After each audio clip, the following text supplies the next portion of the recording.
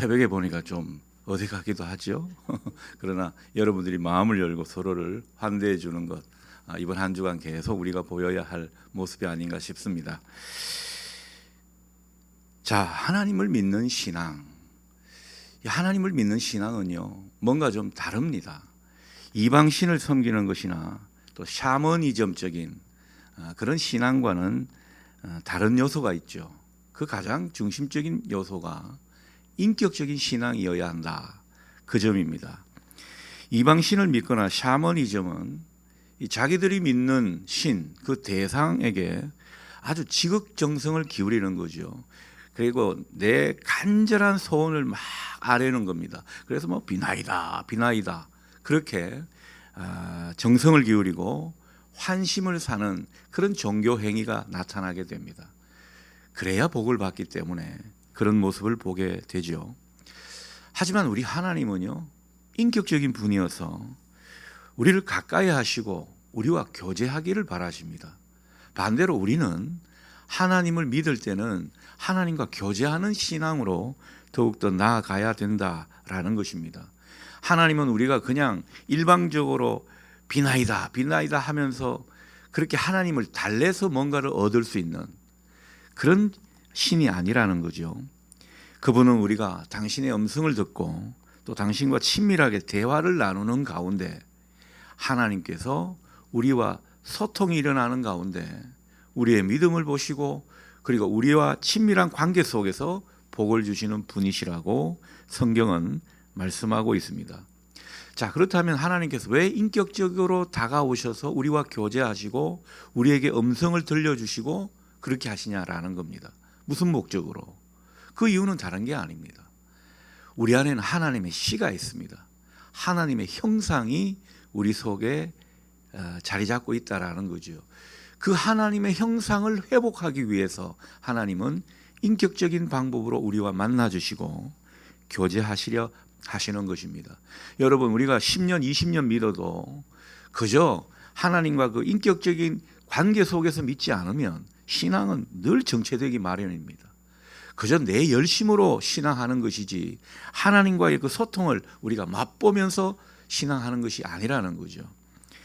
하나님은 우리와 소통하시면서 인격적으로 우리와 만나주시면서 우리 안에 하나님의 그 형상을 회복케 하시고 우리로 순정 어린 경청을 하는 그런 인생으로 자꾸만 이끌어 가시는 거죠.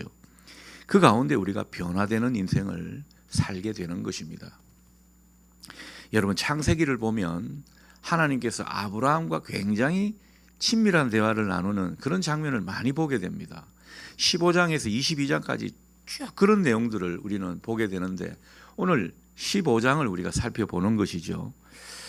성경에서 하나님은 아브라함을 나의 벗, 하나님의 친구라고, 나의 사랑하는 친구가 바로 아브라함이라고 그렇게 표현을 합니다. 뭐 아브라함한테 직접적으로 그런 표현을 하지는 않으셨지만 뭐 다른 성경 구절을 보게 되면 그런 표현을 하는 것을 우리가 확인하게 됩니다. 여러분, 우리가 하나님과 인격적으로 교제를 하고 하나님과 사귀어 가는 그런 존재가 되면요, 하나님은 우리를 친구로 여기실 겁니다. 여러분이 하나님께서 여러분을 친구로 여기시기는 그런 은혜가 있기를 축복합니다. 우리가 그런 존재가 돼 가는 게 우리 신앙의 목표라는 것입니다. 그래서 우리는 신앙하면서 어떤 게 본질이냐, 이 본질을 자꾸만 생각하시면 좋을 것 같아요. 하나님을 점점 가까이 하면서 하나님과 마음을 나누고 대화하는 그 신앙이 내 핵심이고 그런 신앙을 내가 더욱더 사모하면서 그렇게 나아갔으면 좋겠다라는 것입니다. 하지만 어떤 분들에게는요, 이렇게 하나님과 대화하는 이런 모습이 낯설게 여겨지는 그런 분들이 분명히 있을 겁니다. 자기는 아무리 봐도 하나님과 대화를 나눌 정도로 거룩하다고 여기지 않기 때문입니다. 나는 뭐 죄 많은 인생이고 나는 흠이 많은 사람이기 때문에 하나님과 대화를 한다, 이건 나하고는 어울리지 않는다, 그렇게 생각하는 거죠. 그래서 기도를 해도 자꾸만 자기가 기도하지 않고 기도 부탁만 하는 겁니다. 여러분, 정말 하나님은 그런 모습을 원하시는 것이 아니라 자격도 뭣도 없어도 하나님과 그 만나는 장으로 자꾸만 우리를 초대하시는 줄 믿으시기 바랍니다. 아브라함은 여러 기적과 환상 속에서 하나님과 대화를 나누는 그런 일들을 보이는데, 그때도 가만히 보면요, 아브라함이 믿음이 많았던 게 아닙니다. 하나님을 믿지 못할 때가 더 많았다고 볼 수 있습니다. 대표적인 사례가 그거죠. 하나님께서 사라를 통해서 자식을 주시겠다고 약속하셨지 않습니까? 아브라함이 이 약속을 믿었습니까? 굳게 믿었습니까? 흔들리고 말았습니다. 이 사라가 좀 머리가 잘 돌아가는 분이거든요. 그래서 사라가 보니까 자기는 이제 싹수가 노란 겁니다. 자식을 잉태할 수가 없는 거죠. 그래서 자기 몸종, 이 몸종 하갈이면 자기는 좀 안심할 수 있겠다 생각한 겁니다. 그 하갈을 통해서 아들을 낳으려고 하는 그런 어떤 계획을 이 사라가 품었습니다. 그리고 이 사라가 또 말빨이 세고 끝발이 있다 보니까 그 남편 아브라함이 그만 그 계획에 동조하고 말았죠. 여러분, 이 일로 말미암아 얼마나 고역을 치렀습니까? 그리고 이 일로 말미암아 결국 민족 간의 분쟁, 그 씨앗이 되고 말았다는 사실을 우리가 잘 알지 않습니까? 이런 상태에서 하나님과 교제했다라는 거죠. 그러니 우리도 하나님과 교제할 만한 충분한 자격이 된다는 소리를 하고 있는 것입니다.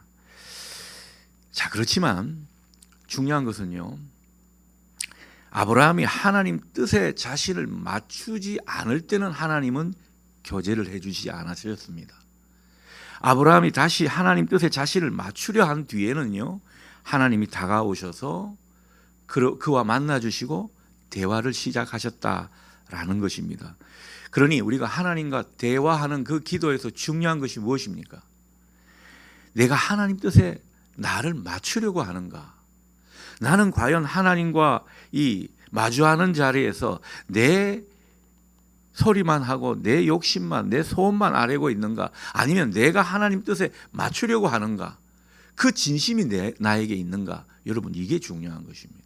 하나님과 대화할 때는 이게 중요하다라는 거죠.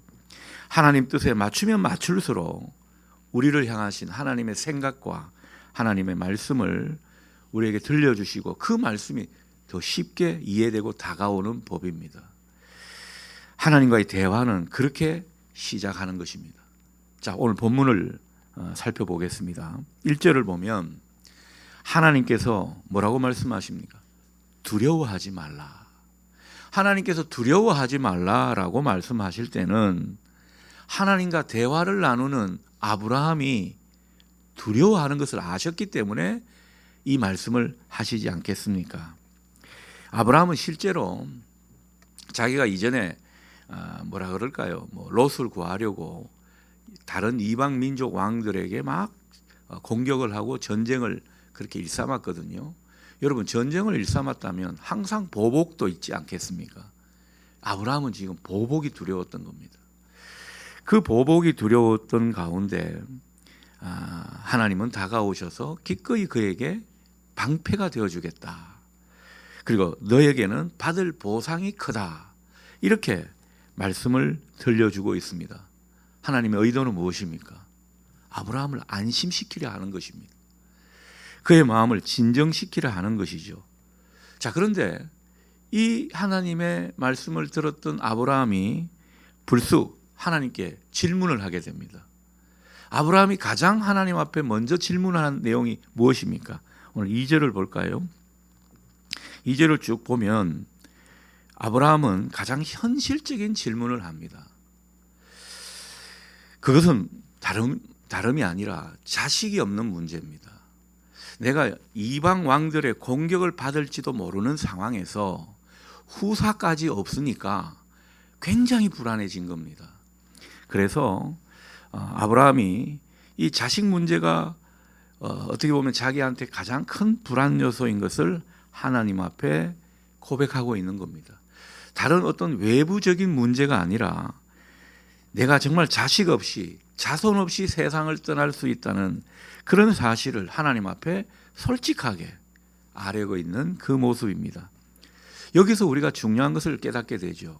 여러분, 하나님과 대화를 시작할 때는 무엇이 필요합니까? 하나님 앞에 내 두려움, 내 안에 정말 이 숨길 수 없는 그 두려움을 꺼내놓아야 합니다.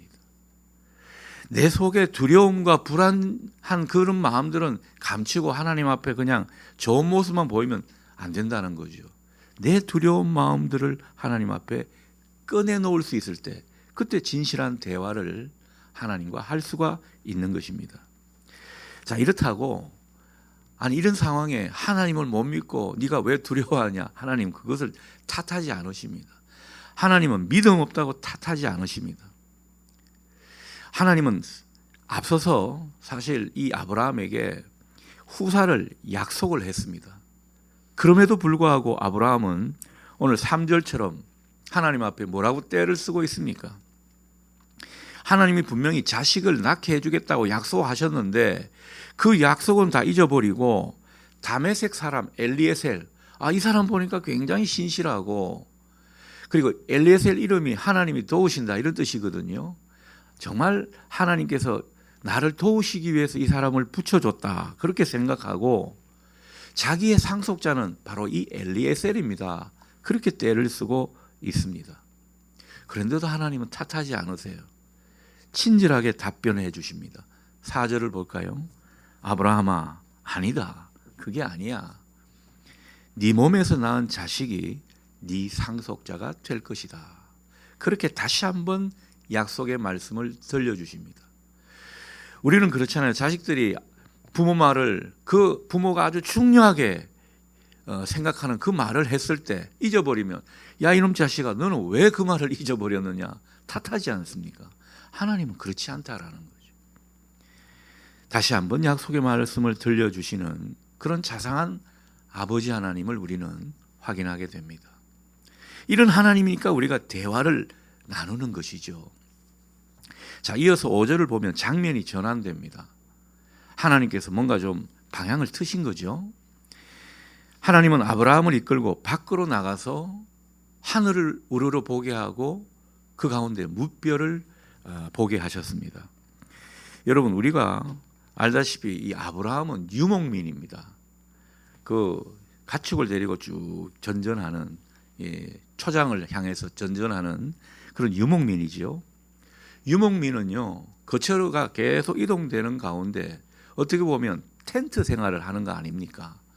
그래서 아브라함은 항상 하늘을 보고 별을 보았을 겁니다. 그래서 하나님이 아브라함이 잘하는 것을 하게 하신 거죠. 그 많은 별들을 보게 하시면서 지금 하나님의 계획도 이해하지 못하고 뭔가 꽉 막힌 사람처럼 답답한 모습을 보이니까 하나님께서 방향을 트시고 그에게 시선을 돌리는 거죠. 하나님의 크신 세계를 보라. 저 무별을 보는 그런 모습을 통해서 하나님의 더 넓은 세계로 인도하시는 그 모습을 은혜로 하나님이 아브라함에게 일으켜 주시는 겁니다. 그 무별을 셀 수 있도록, 여러분 무별을 세다 보면 어떻습니까? 마음이 진정이 되겠죠. 그리고 마음이 확장되는 것을 경험할 수 있을 겁니다. 하나님은 단지 무별을 보는 어릴 때 그 과학관에서 저기 한 별자리 연구하듯이 그렇게 시청각 교육을 하려는 것이 아닙니다.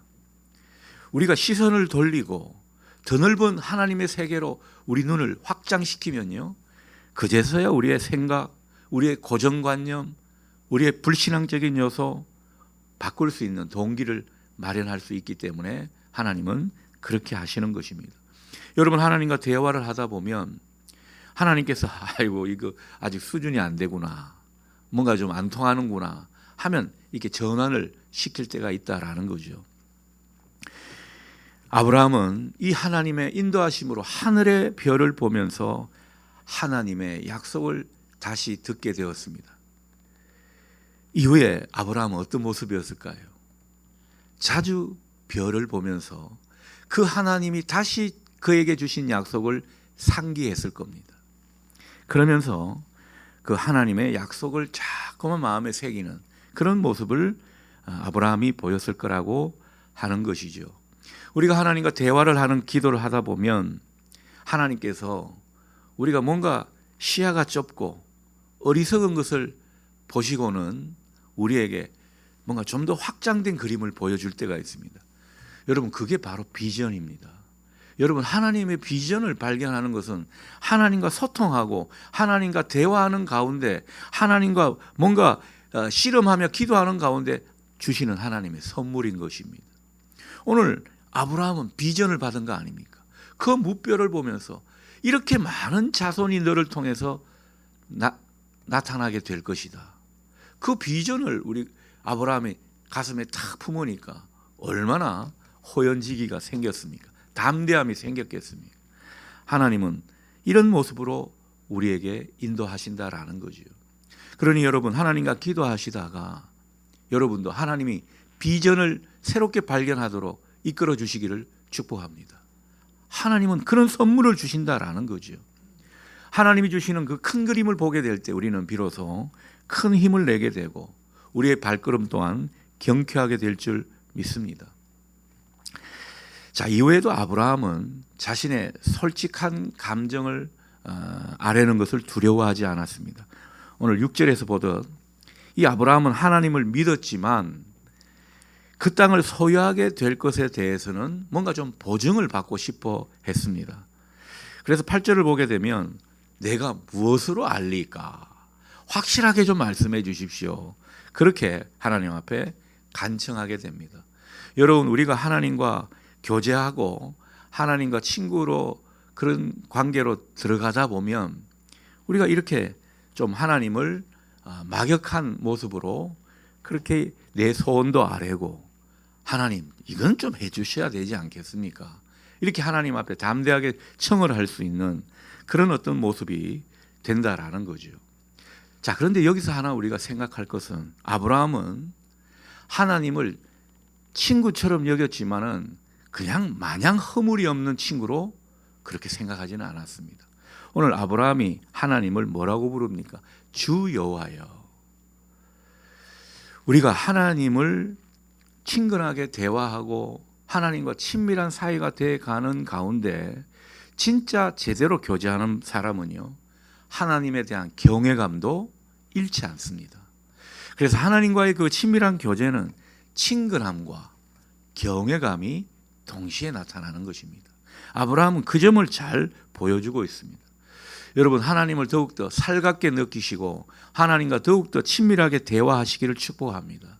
그렇지만 하나님에 대한 경외하는 마음, 그분은 나의 주, 나의 하나님이시라는 이 고백만큼은 흔들림 없기를 바랍니다. 그게 잘하는 거죠. 어떤 목사님은 자기가 이제 설득력 있게 이야기한다고 하면서 하나님을 아주 우습게 표현하는 그런 표현도 우리가 이 부흥 강사 목사님을 통해서 보게 되는데, 여러분, 하나님은 그렇게 우리가 대하실 분이 아니라는 거죠. 대화를 하지만 존경의 마음으로, 하나님을 공경하는 마음으로 마주하는 저와 여러분 될 수 있기를 바랍니다. 자, 이러한 아브라함에게 하나님은 13절에서 보듯 너는 반드시 알라, 그렇게 말씀하시면서 여러 가지 비밀을 나누시는 그런 모습을 보게 됩니다. 우리가 하나님과 대화하는 기도를 통해서 하나님께 우리는 호소하게 되는데, 그때 하나님은 우리에게 분명히 깨닫게 하는 진리가 있습니다. 여러분, 하나님과 대화하고 하나님과 소통하는 그런 기도를 하다 보면 자연히 말씀을 더 사모하게 되고 그 말씀 속에서 그 말씀을 붙들고 기도하게 되는데, 그때 하나님은 우리에게 깨닫게 하시는 진리의 말씀이 있다라는 거죠. 여러분, 최근 하나님께 기도하시면서 하나님이 주신 그 진리의 말씀이 문득 깨닫게 되는 그런 은혜를 입은 경험이 있습니까? 우리에게는 그런 경험이 필요하고 하나님과 진실한 대화의 기도를 하다 보면 이런 모습이 또 나타난다는 거죠. 우리가 하나님 주신 말씀을 가지고 기도하다 보면 불현듯 깨달음이 올 때가 있습니다. 근데 그 기도하면서 얻는 깨달음은요, 그 어떤 신앙의 지식보다 힘이 있습니다. 내가 신학적인 지식, 성경을 많이 안다고 힘이 있는 게 아니에요. 깨달음이 와서, 그래서 하나님에 대한 확신이 들 때 우리는 생명력을 느끼게 되고 힘을 가지게 될 줄 믿습니다. 그리고 주님의 사랑을 실감하게 되는 거죠. 예전에 어떤 분과 함께 신앙 상담을 하면서 기도 코칭을 해드린 적이 있습니다. 그때 그분이 뭐 이런저런 이제 기도를 하고 또 기도를 어떻게 했느냐 나누는 그 과정 속에서 이런 고백을 하더군요. 목사님, 제가 문득 그 하나님이 말씀하신 것이 확 와닿았습니다. 뭡니까? 물으니까 고아처럼 자기를 내버려 두지 않으신다. 우리가 익히 아는 그런 말씀 표현이었습니다. 그게 확 깨달아지고 와닿게 되더라라는 거죠. 그러면서 이분이 어떤 깨달음을 가졌느냐, 자기가 어떤 상황에 있든지 간에 하나님은 자기를 사랑하신다는 거죠. 자기를 지켜주신다는 이 확신이 들었다는 겁니다. 여러분, 이 확신이 든 가운데 그 말을 전하는 그분의 모습이 얼마나 환하게 웃으면서 말하는지 모릅니다. 그전에는 그렇게 염려하고 불안해하더니만 기도 가운데 그 깨달음이 자기한테 훅 다가오니까 여러분, 사람이 달라지는 것을 보게 됩니다. 얼마나 확신이 생기는지 모릅니다. 우리는 기도하는 가운데 이런 확신이 필요합니다. 저는 얼마 전 여러분에게 설교도 했지만은 최근에 제가 깨달은 것은 우리가 하나님을 얼싸안는 것이 얼마나 중요한가. 그래서 지지난주 그런 말씀을 나누었죠. 하나님을 얼싸안는 것, 이게 하나님의 역사의 시작이구나. 우리가 하나님을 얼싸안는 존재라는 것을 깊이 깨닫게 되었습니다. 우리는 그저 하나님이 감싸주시는 존재로만 알았는데 우리가 하나님을 얼싸안는다는, 여기에 제가 얼마나 눈물을 많이 흘렸는지 모릅니다. 여러분, 이 한 주간 주님과 자꾸 대화를 시도하시면서 기도하시는데 주신 말씀을 마음에 새기면서 그 말씀 가지고 대화해 보십시오. 우리가 사실 어제도 제가 그런 표현을 했었습니다만 어두컴컴한 데서 그냥 혼자 공회전 하듯이 내가 기도하는데 하나님이 들으시는가, 이런 의문이 들 때가 있다고 했죠. 근데 정말 우리가 눈과 눈을 마주치어서 기도하게 되면 진짜 제대로 대화하는 기도를 하지 않겠습니까? 여러분, 하나님과 눈을 마주치는 게 뭡니까? 내가 말씀을 부여잡고 그 말씀을 곱씹으면서 기도하는 게 하나님과 눈을 마주치는 그런 기도라고 생각하시면 되겠습니다. 여러분, 우리가 이렇게 하나님과 대화를 하면서 깨달음을 얻게 될 때 이 깨달음이 우리에게 평안을 줄 믿습니다. 내 마음이 고요해진다는 거죠. 창세기 15장 이후에도 보면 아브라함은 여전히 하나님이 하시는 일에 의심하기도 하고 덜 믿는 모습을 보였습니다. 여러분, 사람이 늘 믿음 충만으로 살 수가 없잖아요. 믿음이 충만했다가도 또 식어지고, 이런 것이 사람이거든요. 아브라함도 그랬습니다. 그러나 아브라함은요, 하나님과 교제하는 것을 늦추지 않았습니다. 하나님과 교제하는 모습 속에서 기쁨과 놀라움을 경험하는 그런 장면들을 우리가 계속해서 볼 수가 있습니다. 하나님을 경외하는 그 마음도 잃지 않았습니다.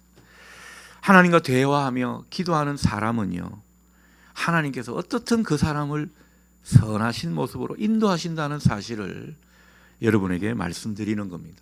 아브라함이 잘해서 그런 것이 아니라 하나님과 마주하려고 하고 하나님과 교제하려고 하는 사람은 하나님께서 어떤 식으로든 인도하신다. 그가 허물이 있고 잘못을 했고 믿음이 부족하다 하더라도 인도해 주신다는 것이죠.